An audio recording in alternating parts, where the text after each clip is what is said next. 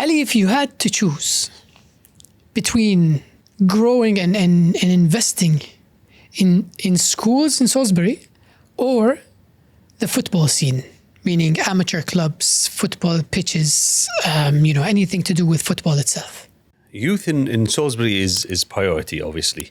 And we're working really hard, as you know, and Tracy knows, Callum. Everyone knows now with the donation of the programs to the schools. Yes. So we're really serious about the youth and being a part of the community. And it's ever growing and ever evolving. And we're open to any suggestions anyone might have and help. But on the other hand, there's a shortage of pitches and football related, things. Could we grow football in the area? Yes, and we're actively working on this, as you know, you naughty Barak. Yeah, we're looking at other opportunities that have arisen over the last couple of weeks that possibly can lead to the expansion, if you will, and benefit of football in the region. So it's something we're looking at, and it will benefit everyone, especially the youth and the community. All right. So first, let's begin with an apology for the huge gap we had in between episodes, but it's been hard to pin down Ali. He's been back and forth between Salisbury and Kuwait, and we haven't had a chance. So let's get this one out. It's going to be airing a while in advance, so some of the things we're going to be talking about is going to be old news by the time you hear this, but nonetheless, I think it will be valuable to hear your perspective on things. So let's start with the signing of Mohamed Dabri. Ooh, yes. We've been actually working on this for several weeks now, negotiating the fee with Sutton, and Dutz obviously working really hard in integrating him into the team and making his role clear, and also selling him the vision that we have as a football club. So this took several weeks, and it was not easy. Mohamed is a really good footballer. He's active. We saw a very positive effect he had on the way that we play, which is what Dutz is after. And he has exactly the Salisbury DNA that we're looking for. That our players have, and it's clear with him and others. But it's the heart he shows, the fight, the grit. He's always stuck on the ball. He's what you like to see. And for us to get a player from the league above, from step one to Salisbury, shows you just how much we have grown in reputation, where players are buying into the vision, and you can see that also clearly with Nathan. Nathan was also a huge coup, and we are really, really proud of our boys that we had from the beginning of the season, and also the new additions. And Callum and Brian are working really, really, really hard on the recruitment side. So it's not just loans or free transfers. We're in there even if there are reasonable fees. We are willing to pay in order to improve the team and basically steer it for the future. So a lot of fans noticed and really enjoyed the fact that he was signed for the end of next season. And this has been a theme with a lot of our signings. I don't know if I'm allowed to say, but let's just keep it general. But a lot of our signings have been for the next season as well. So we have a good footing for the next season. Are there any goals for next season? Are we going to get promoted? I love this, Barak. You're an insider, you know everything, but you always go and speak for the fans. So yeah, I'm sure they appreciate this, you knowing everything, but you still ask these questions. On the contracts, yes, we do have, as you know, Nathan is tied down for this and next season, and we are ecstatic about this. We really plan to help him grow and the club with his signing. Mo Dabri also, sorry. Actually, just to talk a little bit about that. I actually haven't mentioned this to him. I have never spoken to him yet. But if he's watching this, I'd like to let him know that I've reached out to a number of content creators in Uganda. To speak about the signing, to speak about his ability and his character on the pitch, and I've sent them highlights of his goal against Dagenham. His footage from his training, things like that. The reason is we believe we believe he should be a national player. He should play for the Ugandan national team, and we will fight for our players. Barak, you know us. We will fight for them. They're one of us. Yeah, I think there was a player in I think it was step 5 or step 4 that played for the Cameroon first team. Interesting. So I mean, when was this? I'm not sure. So was I was when I was or Roger Miller time. No, it was probably recent. It was in the last few years. Okay. We'll fight for our boys. Yeah. If we believe in something, we will do it. We're right behind them when they know it and when they don't. Just like our fans, just like our youth, everyone, we're working behind the scenes, and we will try our best to get Nathan's name out there and the rest of our players. All we need is a bit of guidance, what they want, what their goals are, and we would love to help any and all of them basically reach their goals. Right. So with that, Nathan's tied down for next season. Mohamed Dabri is tied down for next season. We have options also on several of our players. Oli Bray, we have an option on for next season. I'm sure this will be news to many, and I'm sure many will be happy. We do have an option on Hedges for next season too. So it's a really good group of guys. Dutz is already speaking to some of the core players that he wants to tie down. He's working on it. He's obviously not done with that. He's planning who to speak to first, especially with the plans we have of going hybrid next season. We're trying our best to do that, but we're finding some of the bottlenecks being basically the places where we can practice.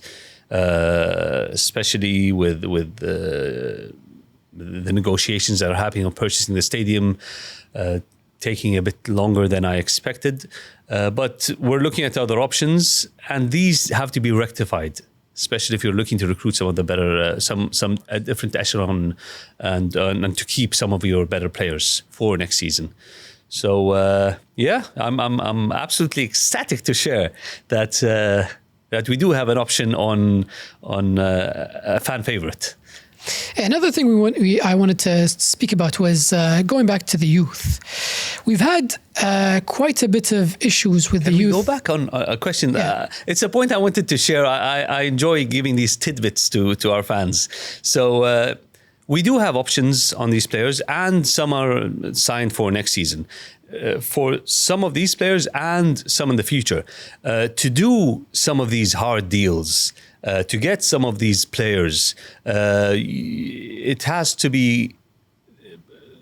Fans need to understand that there are release clauses sometimes that are non-negotiables with the players and their agents, and it's included in the contracts. So if the player does well, which we love nothing more than them to do well and go to better places, they do have sometimes they have release clauses, but we always have sell-on clauses.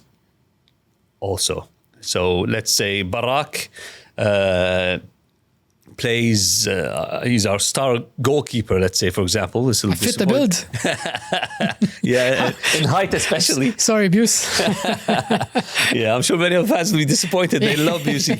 So it's let's say you play very well. We have you down for 2 years, but you have a release clause of say £50,000 and 30% sell on.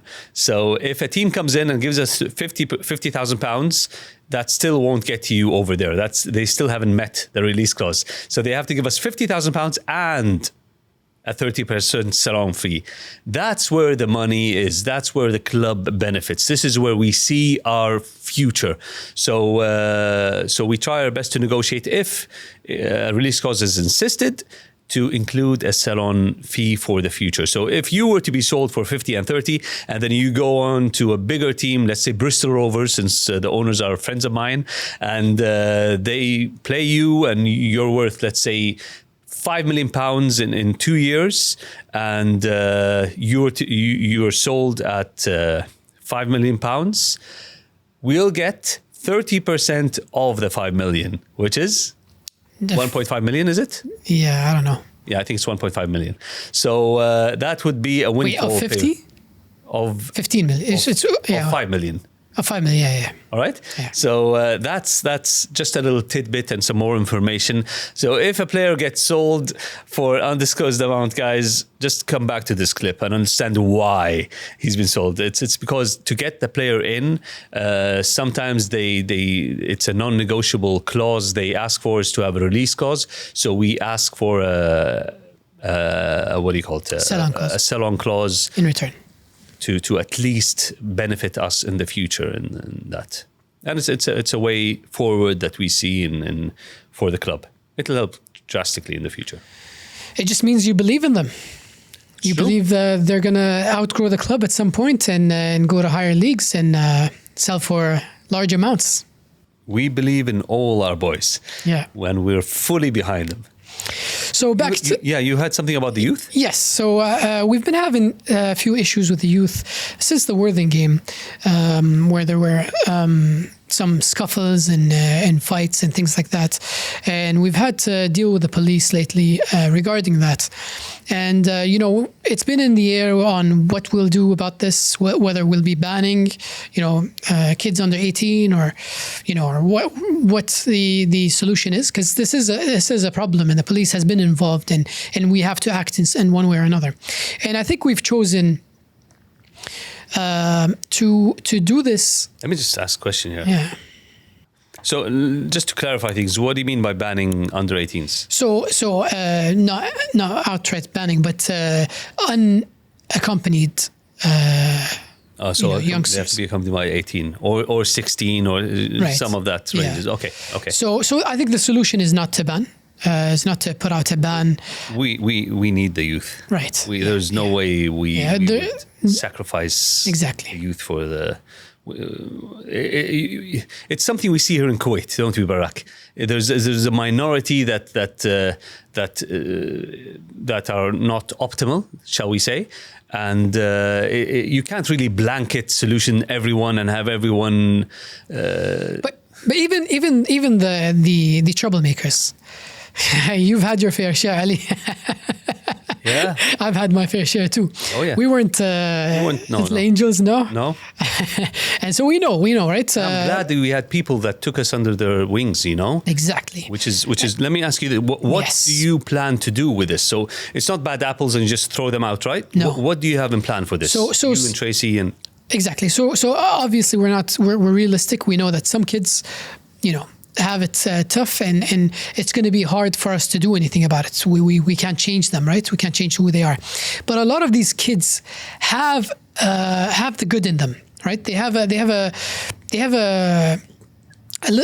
large piece of them inside that's really just wants to support the club, right? And they fall in with the wrong crowd, or whatever happens that pulls them away towards the fights and the scuffles and the vandalism and all that stuff that's could get them in trouble, and who knows, in the future maybe go into drugs and other substances and things like that could really ruin their lives, right? And so I think it's upon us as a club to pull them back, to say, listen, we're here for you. If you can, pull your act together, we'll have you at the club, right? And Tracy's been doing a wonderful job. Tracy, our safety officer, has been doing a wonderful job with this, by sitting down with the offenders and saying, listen, we're here for you. If you really support the club and you want to be a part of this, we'll take you on. And this has happened with one of our supporters, actually, who had some fall in with a bunch of troublemakers, and when Tracy sat down with him and his mom, they talked about it. He turned out to be a huge Salisbury FC fan. He plays Football Manager in his spare time, managing Salisbury no less. Wow. He loves coaching. He loves the club. He loves he loves everything, right, about the club. And so Tracy came to us and proposed that we give him an apprenticeship. And we love the idea. You love the idea, right? I think bringing him into the club is such a huge asset for the club. Not even that it's good, for the community. No, it's just great for the club at the first step, because this is someone at the club, working at the club, who loves the club, who's not there just for the job, right? But then you have all those other benefits, having kids see this and realize that we are there for you. If you're interested, we're interested too. Let us help you help yourself, right? So there's a lot of benefits that could come out of this. This is one of the most rewarding things when I used to study. So I taught 5 years at a local college here in Kuwait, and changing one person's life and helping one person, guiding him onto what might be a wrong path to the correct path, is enough for me as fuel to give me for years to come, to continue in this path. And honestly, if this club can be a hub to do such thing for youth in the future, it doesn't matter if we help 1 or 10 or 100 or 1,000.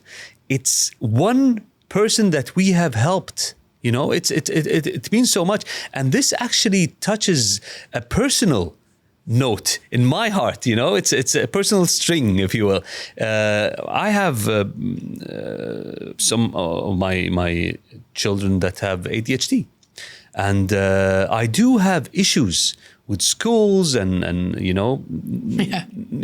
so I know they don't really understand. Yes. They don't understand how it's frustrating. It's truly frustrating for most importantly the child himself, and the parents and the teachers. If everyone thinks about themselves, then you'll have issues going forward.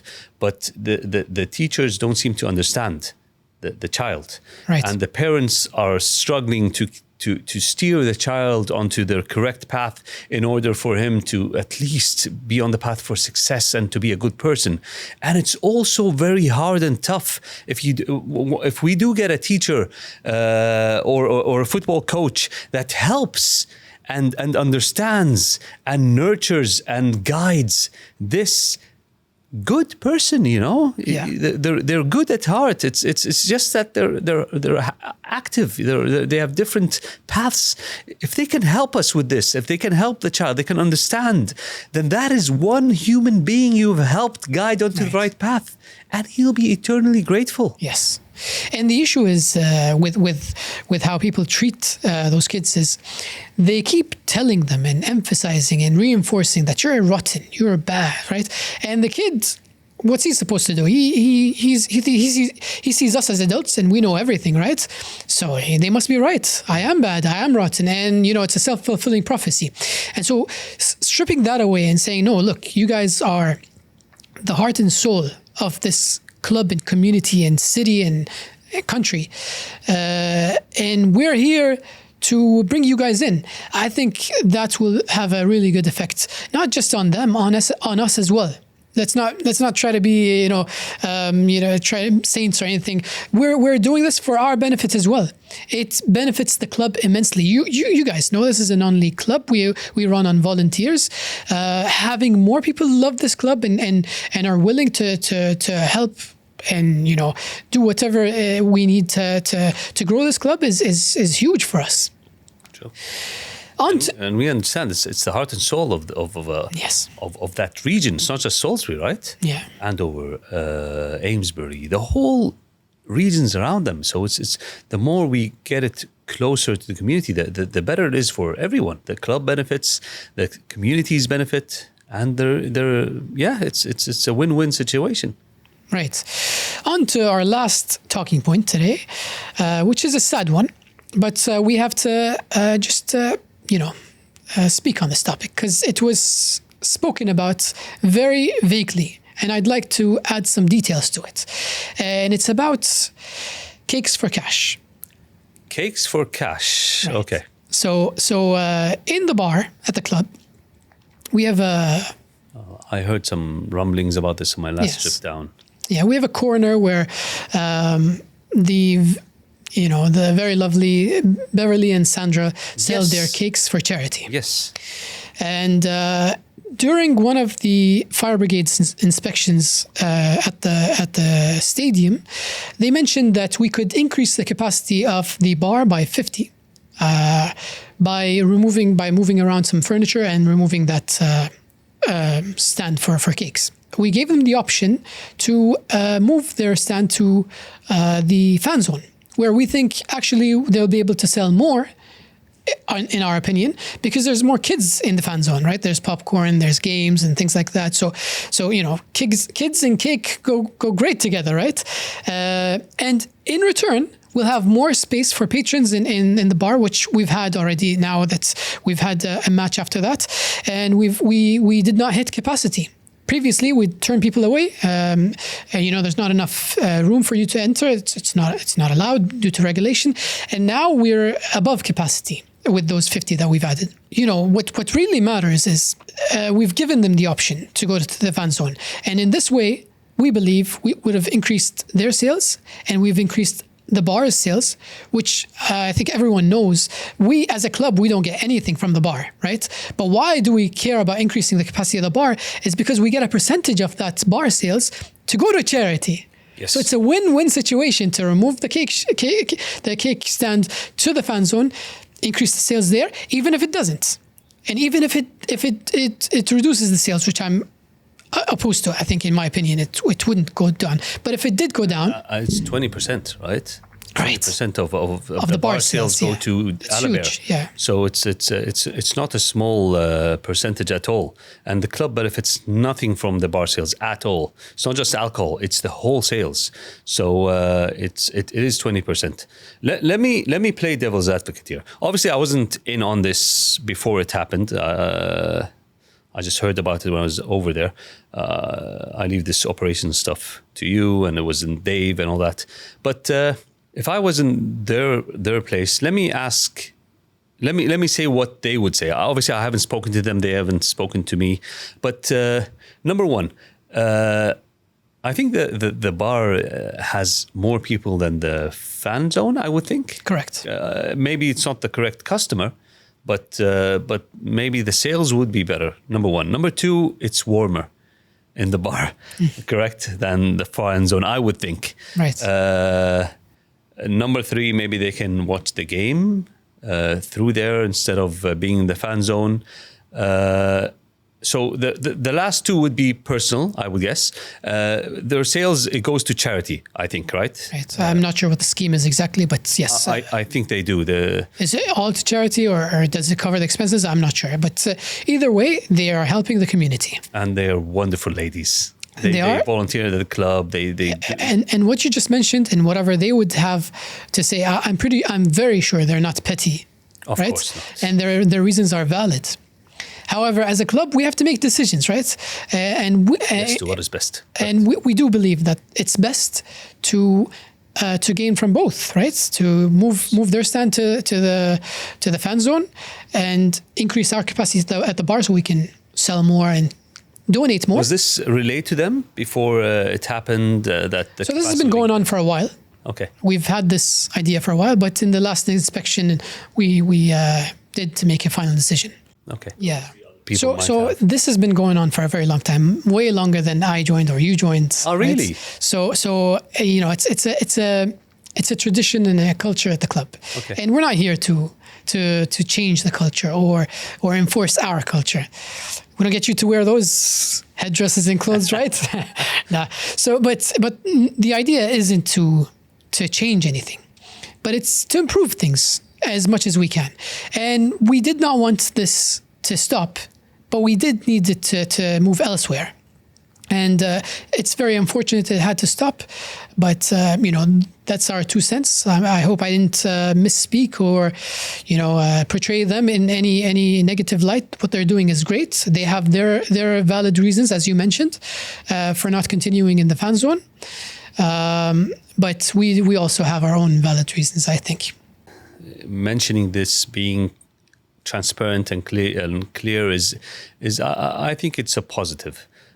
We can just ignore things, brush them off, but we care about every single one of our volunteers and every single one of our fans. Right. So I think it's only fair to mention and to speak out of any decisions that have been happening, and any, if there was any backlash or negative opinions about it, we can speak our mind. Honestly, Yes. you've spoken your mind here because you're Right. If I'd add to this, I would say that I read every single post and every single comment in the Salisbury Football Club supporters page.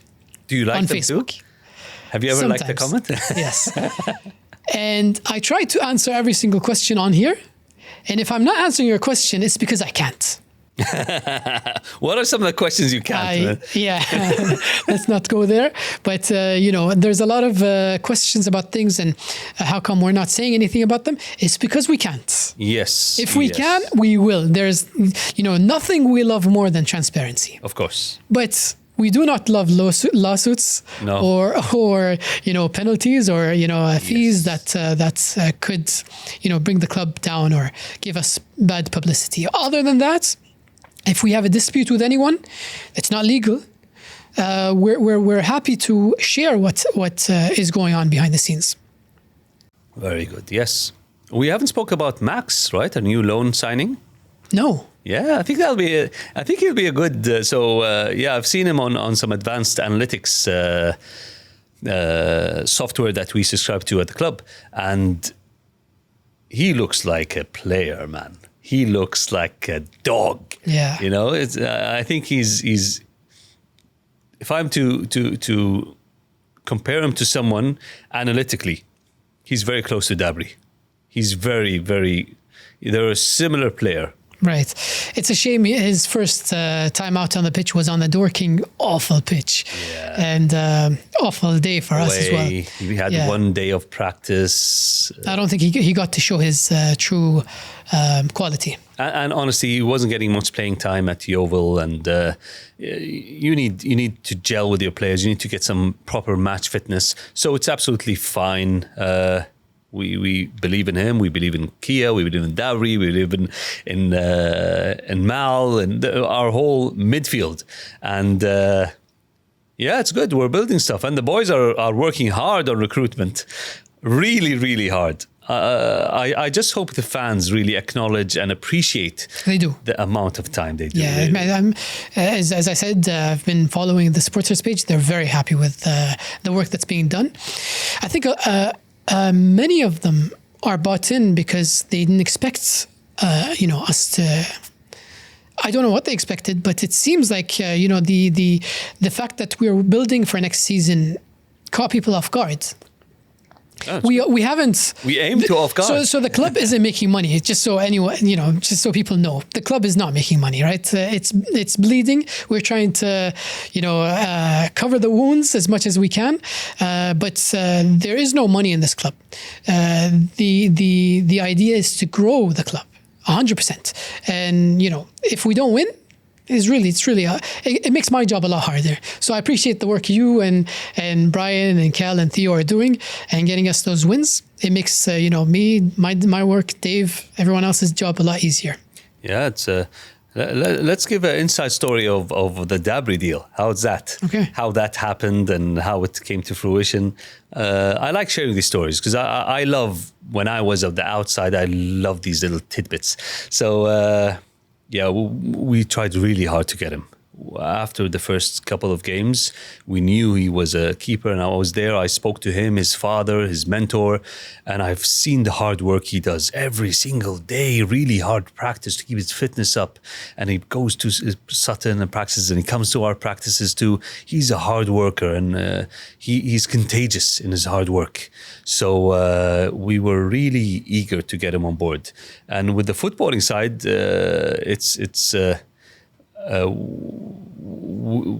being non-league and the budget being quite limited, everyone has to pitch into the hard work. So I'm really a part of the coaching team. I pitch in with what what little I can. Obviously, I don't interfere with any of the decisions. I'm like a volunteer coach, if you will. Not even a coach. I'm an outside analyst / useless person. So I try to help whatever I can. So when I was there, I got really close to Mohammed Dabri and his father. His father spoke Arabic. Oh wow! And we. But he's not Arab. He's not Arab. No. Wow. He's from Burkina Faso. So and Mohammed was born in Italy, and then he moved over to the UK. And I think everyone knows his story. Really a story of resilience and perseverance from his parents and from himself. And let me say, his father is one of the nicest and most sincere and kindest people I've ever met.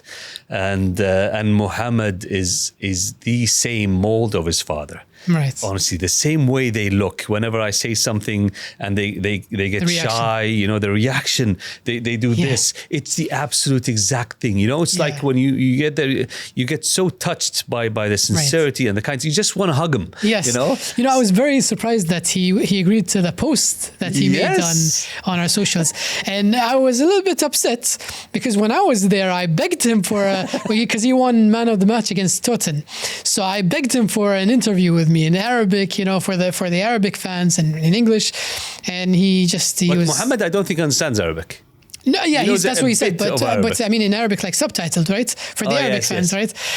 Because I was, newly joined and very involved in wanting to bring the club to Kuwait as much as possible. So, I mean, to Kuwait, I mean, like the stories and the narrative of the club, and everything from that side to Kuwait. So I wanted to show the Kuwaiti fans this new signing that we had, a loan that we have, and then he did this post. Talking about coming to the club, that was great. It was wonderful, and so we've been trying with Sutton. Obviously, Sutton valued him a lot. They had him under contract, so he was there to stay, and he just wanted to get some playing time, and then see how that goes. We extended the loan till the end of the season, and we were happy. But we already have our eyes on next season. So we that's where our eyes are. Promotion. So we had to get it done. We already talked about this earlier in the episode, promotion. I wouldn't say promotion. I would say we would be, I don't know. We'll see how it goes in the summer. But it is. I wouldn't say promotion. We want to be nice and safe. Let's see how it goes, how we build, what happens in the summer if we are able to get some pitches in order to go hybrid. There's so many things in the air. So good obviously updates. there's nothing I'd like more than getting promoted, but being realistic, when with progression, you need to not regression. You need to just stick your ground for a bit, gain some breathing space, grow. Your partners, your sponsors start to grow with you, and you start to at least elevate some of the cash drain that happens. So it's 100%. We're fine staying put, building for the future. And honestly, building for the future is not a 1 year thing. It's you need 3 years of proper player recruitment, in and outs, and sell-on clauses, and proper youth hopefully coming into the team to build something for the future. But splashing cash right and left, I will not fall into that rabbit hole. That is something I've been clear about, and I will not do something that will jeopardize the future of the club. where I'll be like, you know what, this is too bad. I'm not able to sustain this. Thank you and goodbye. It has to be safe for the future of the club. And I'm not in the position to jeopardize the future of the club. So, long story short, I pulled Mo. I went to practice and I just started speaking to him as I do other players. And I was like, so what's the sticking point? Why don't you come over? Join the good guys. Yeah. And he said, yeah, I'm not sure. I want to see what happens to the end of the season. And Sutton, they like me and I'm sure they have their eye on me, how I do at your club. Then next season will be better and all that stuff. I said, listen, we love you here. The fans love you here. We appreciate everything you do. We value you a lot. And whatever question marks you think that we might stand in your way for the future, going to bigger clubs, that won't happen with us. We understand that you want to grow and your aspirations, as every other player, is not just to stop at this level. Hopefully it'll grow with us, but if not, we will be happy to allow you to go to bigger clubs. And when he heard that, and with what Dutz was speaking to him about his role and how we value him and about what we possibly do next season, it all clicked. And he said, you know what? Is it okay if I get my agent to speak to you? I said, sure. And he spoke to me and we hit it off, spoke about other possibilities here in Kuwait with the club that we're working on starting, and got negotiations out of the way, and the rest is history. So it's so communication really is key, starting off with Dutz and Cal, with the player, and then also having a different voice. It's something that comes to value, even with Nathan. I like to think Cal and Dutz, especially Cal, would beg to differ. But I think my call had a bit of an effect on Nathan. Honestly, it probably didn't. But yeah, it's good to be involved, to show the players that my thinking as the owner, as the if you will, the captain of the ship, what his thinking is, what the vision is for the club.